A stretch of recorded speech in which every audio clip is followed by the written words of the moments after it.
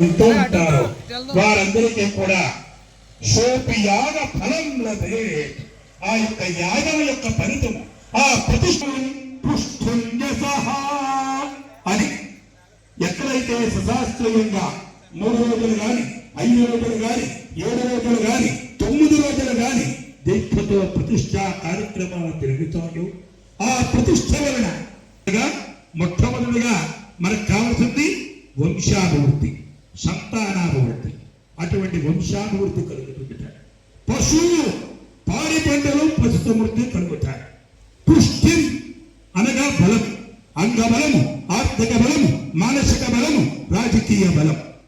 యశః కీర్తి, గౌరవ ప్రతిష్టలు ఇవన్నీ కూడా ఈ దేవతా ప్రతిష్ట వలన మనకి, మన గ్రామానికి, మన గ్రామంలో ఉండే భక్తులకి అందరికీ కూడా ఈ ఫలితములు రోజు గతించినప్పటికీ మిగిలిన 2 రోజులైనా వచ్చి ఈ అవకాశాన్ని సద్వినియోగపరుచుకుని స్వామివారి యొక్క అనుగ్రహాన్ని పొంది తరిస్తారని తెలియచేస్తూ ఇప్పుడు మొట్టమొదటి రోజు లఘు పూర్ణాహుతి కార్యక్రమాన్ని చక్కగా పండితులు నిర్వర్తిస్తున్నారు. అందరూ కూడా లేచి నిల్చోండి.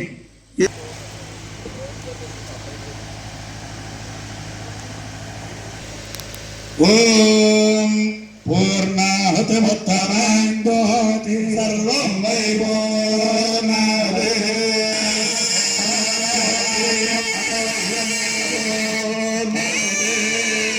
అస్యామే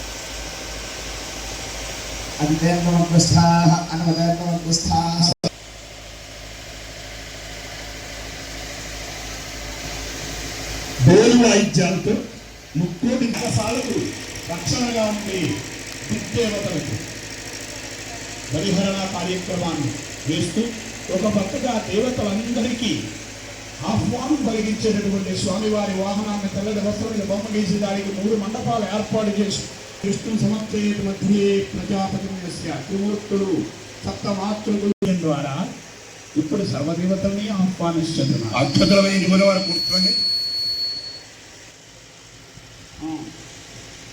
మధ్యలో మార్కెట్లు కొత్త బయట చేసిన ఆగిపోతున్నారు అన్నారు ఆయన. మార్కెట్ కంపెనీ అన్నారు. అక్కడ పండితులు చెప్తూ ఉంటారు. వారు చెప్పిన ప్రకారం జాగ్రత్తగా వాయించినాను. అందరూ కూడా ఓం నమః శివాయ అనుకుంటూ చక్కగా అక్కడ వాయించేటువంటి చదివిన మంత్రాలు నడుపుతూ ఉంటారు.